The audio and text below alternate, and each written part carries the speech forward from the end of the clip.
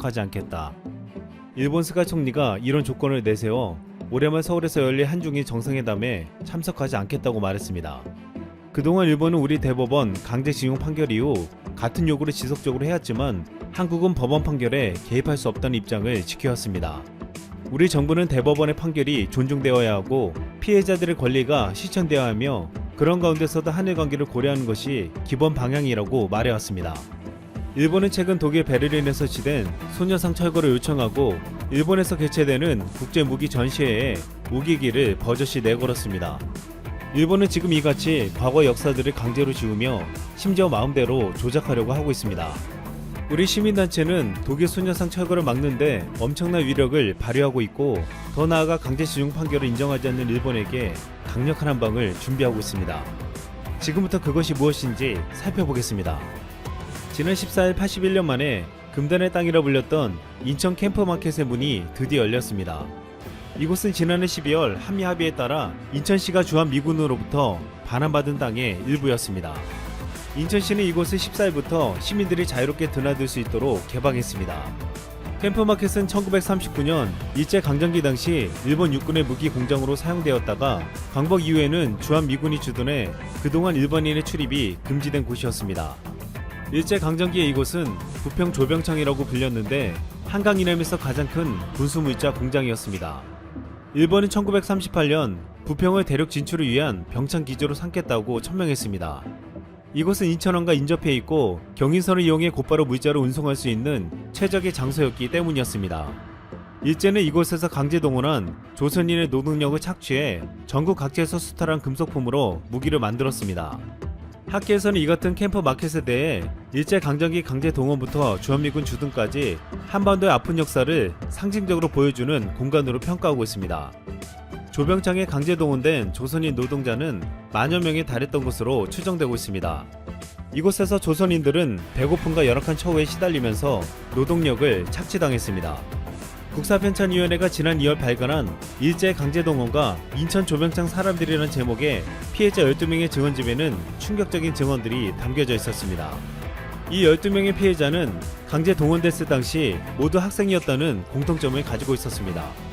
일제는 우리 전문 학생과 중학생은 물론 어린 초등학생들까지 조병창에 동원했습니다. 이곳에서 어린 학생들은 배가 고파 항상 힘들었고 기계 오작동으로 신체 일부가 절단되는 사람들도 많았다고 했습니다. 또한 기숙사와 작업장 내에서도 구타가 비일비재했고 이를 견디다 못해 구술자 중 3명은 해방 이전에 조병창을 탈출했다고 증언했습니다. 한 방송에선 강제징용자 가족이 나와 어릴 때 강제징용에 끌려가는 작은 형과 큰 형이 다투는 것을 보았는데 거기에 끌려가면 살아나온다는 것을 생각하지 말아야 한다며 가면 끝이라고 말했다고 했습니다. 그곳에서는 군사 물품을 만들고 터널을 파는데 징용자들이 이를 누설할까봐 모두 죽인다는 것이었습니다. 실제 당시 일제는 조병창이 폭격에 취약하기 때문에 지하호를 파서 무기를 보관했습니다. 현재까지 발견된 당시의 부평 지하호는 모두 24곳입니다. 강제징용 피해자 증언에 따르면 당시 조병창 내에 굴을 파는 곳을 체크하는 사무실이 따로 있었다고 했습니다.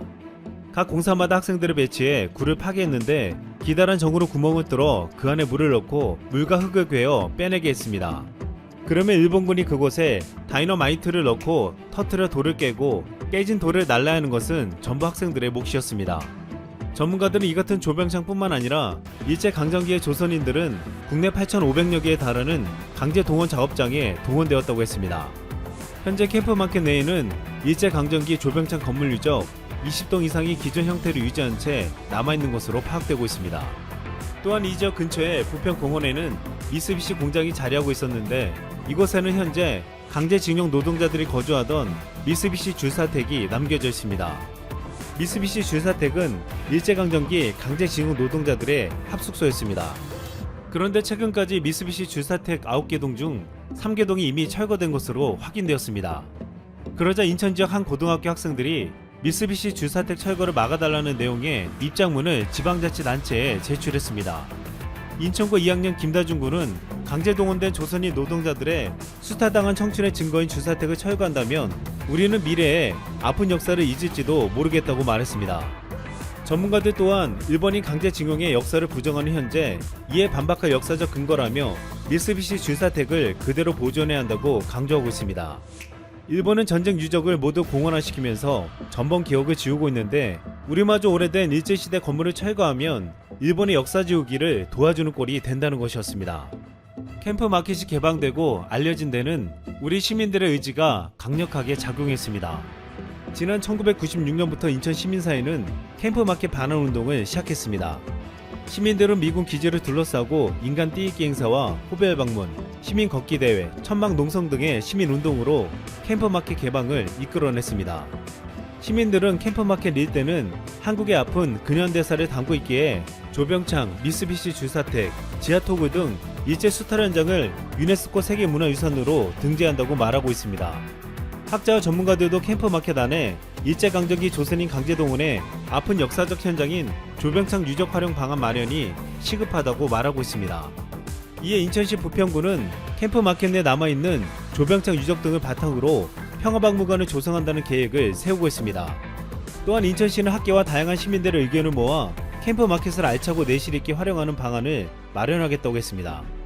박명식 부평구 문화재단 이사는 부평 캠프마켓과 삼보급단, 부평공원 등 부평 일대 공원을 합치면 50만 평으로 미국 센트럴파크, 일본 21세기 미술관처럼 세계적인 명소로 만들 수 있다고 했습니다. 그는 가까운 경기도 광명 동굴만 봐도 지난해 200만 명이 찾아 많은 소득 증대를 이뤘다며 캠프마켓을 인천의 랜드마크로 만들어야 한다고 강조했습니다. 최근 BTS와 블랙핑크 등 K-팝을 중심으로 전 세계적으로 뜨거운 한류 열풍으로 인해 코로나 사태 이후 한국을 찾는 방문객들이 크게 늘 것으로 전망되고 있습니다. 이곳은 그때 되면 외국 관광객들에게 역사를 알리는 중요한 역할을 할 것으로 기대를 모으고 있습니다.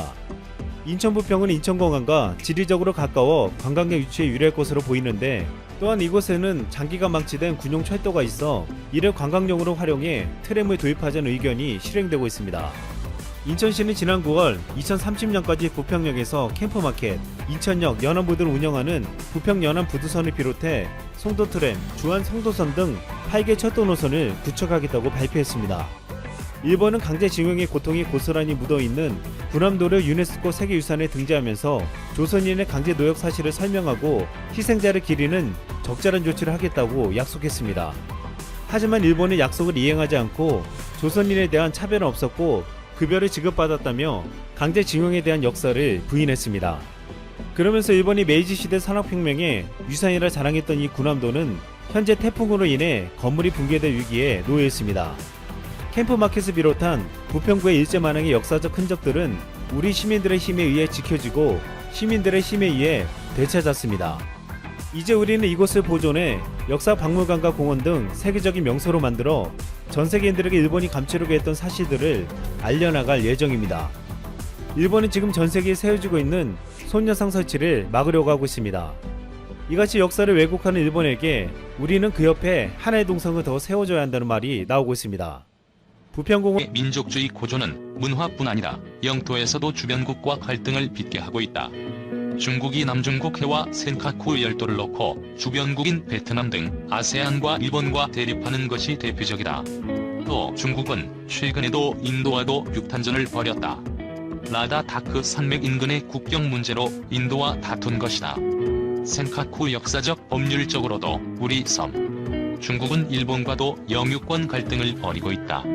중국은 센카쿠 열도 역시 중국의 영유권이 있다고 주장하고 있다. 최근엔 센카쿠 열도와 관련한 온라인 박물관을 세우기도 했다. 센카쿠 열도는 일본 오키나와에서 서남쪽으로 약 410km, 중국에서 동쪽으로 약 330km 떨어진 동중국 해상의 8개 무인도다. 일본이 시유지배하고 있다. 최근엔 중국 관영 매체까지 나서 다위다오의 주권은 역사적, 법률적으로 중국에 귀속된다고 주장하고 있다. 3,400km 국경 맞댄 인도와도 으르렁. 인도와도 중국은 영토 분쟁을 벌이고 있다. 중국은 인도와 3,400km에 달하는 국경을 맞대고 있다. 이 가운데 중국은 카슈미르를 비롯해 시킴, 아루나찰 프라데시 등서 인도와 영유권 다툼을 하고 있다. 올해 6월에도 중국과 인도는 다툼을 벌였다. 중국 인민해방군이 인도군 600여 명과 인도 북부 라다크 지역 분쟁지 가란계곡에서 무력으로 충돌한 것이다. 라다크는 현재 인도가 실질적으로 관할하는 지역이지만 지난 1962년 인도와 중국이 영유권을 놓고 무력 충돌을 벌인 후에도 국경 분쟁이 지속되고 있다. 특히 라다크 지역의 판공 호수는 인도와 중국이 각각 3분의 1과 3분의 1을 분할 통제해 분쟁의 씨앗이 되고 있다. 지난 2017년 8월에도 중국인민해방군과 인도군은 이곳에서 난투극을 벌였다. 일방적 설정 후 남중국해 우리 바다. 중국은 파라셀 제도와 스프레틀리 제도 등을 포함한 남중국해 전역이 자국의 영해라고 주장하고 있다. 중국은 국제상설재판소 판결에 불복하고 동남아 국가들에게 구단선 수용을 압박하고 있다. 중국이 베트남과 주로 다투었던 남중국해 영유권 분쟁은 전선이 확대되고 있다. 베트남은 중국의 남중국해 영유권 주장에 대표적으로 반기를 든 국가다. 최근 중국의 민족주의가 기승을 부리면서 중국은 말레이시아와 필리핀 등 아세안 회원국은 물론 미국과도 대립하고 있다. 남중국해에서 미국과 중국의 무력 충돌 가능성도 높아지고 있어 베트남 등 동남아 국가들은 중국의 민족주의 고조를 크게 우려하고 있다. 미 이스라엘 두고 중드론만 팬다. 중동 중앙화 1위 노린 터키. 지난 9월 28일 중앙아시아 국가 아제르바이잔이 영상 하나를 공개했다. 아제르바이잔의 군용 무인기가 발사한 터키제 UMTAS 대전차 미사일에 아르메니아의 러시아제 T-72 탱크가 산산조각이 나는 모습이다. 아제르바이잔은 나고르노 카라바흐 지역을 놓고 이웃 아르메니아와 전면전에 가까운 전투 중이다. 자신들의 우세를 주장하기 드론 폭격 영상을 공개했다.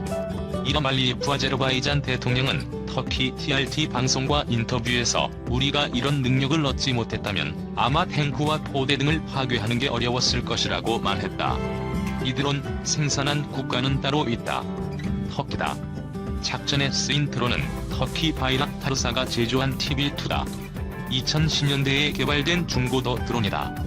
장거리 MAM 유도 미사일, 뭉타스 미사일 등을 장착한다. 일본 니케이 아시안 리뷰는 아제르바이잔의 드론 폭격은 터키가 주목할 만한 드론 제조국임을 보여주는 사례 중 하나라며 미국, 이스라엘, 중국 등 기존 드론 생산국과 시장에서 경쟁 중이라고 고 최근 보도했다. 그러나 실질적으로 터키의 경쟁국은 하나다. 어디일까? 터키 드론을 사는 국가를 보면 안다. 지역으로 보면 중동과 아프리카, 중앙아시아다.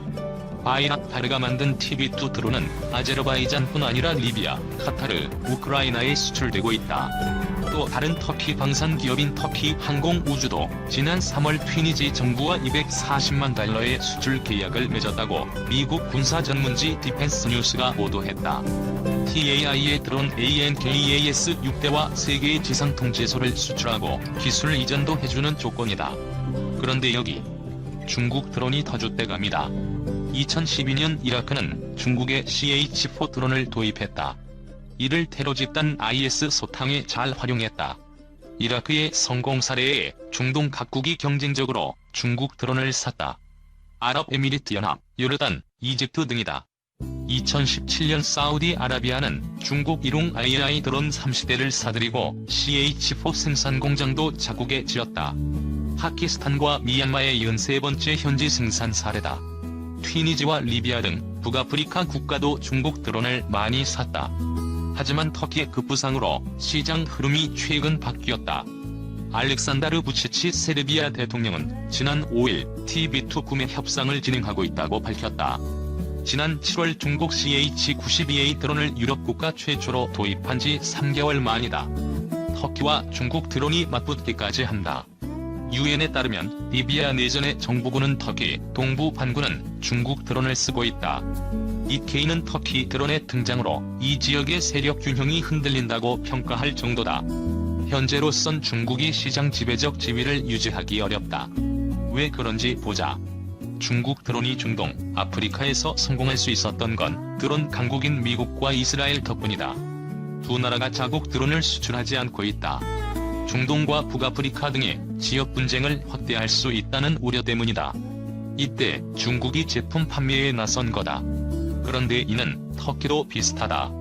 이스라엘과 미국산 드론에 의존했던 터키는 2010년대 중반부터 이들 국가로부터 드론을 살 수 없자 자체 제작에 나섰다. 터키산 드론은 쿠르드 무장 세력과의 전투에서 실전 경험을 쌓으며 기술력을 높였다. 시리아와 리비아 내전에서 활약하며 명성을 올렸다. 벤 월리스 영국 국방장관은 터키 드론은 두 전장의 전세를 바꿨다고 평가한다. 이를 본 다른 나라들이 터키 드론 수입에 나선 거다. 같은 조건이면 나와 동색을 찾는 게 인지상정이다. 군사 전문가 아르다미 블루토글루는 니케이의 중국은 터키의 가장 큰 라이벌이 분명하다면서도 터키는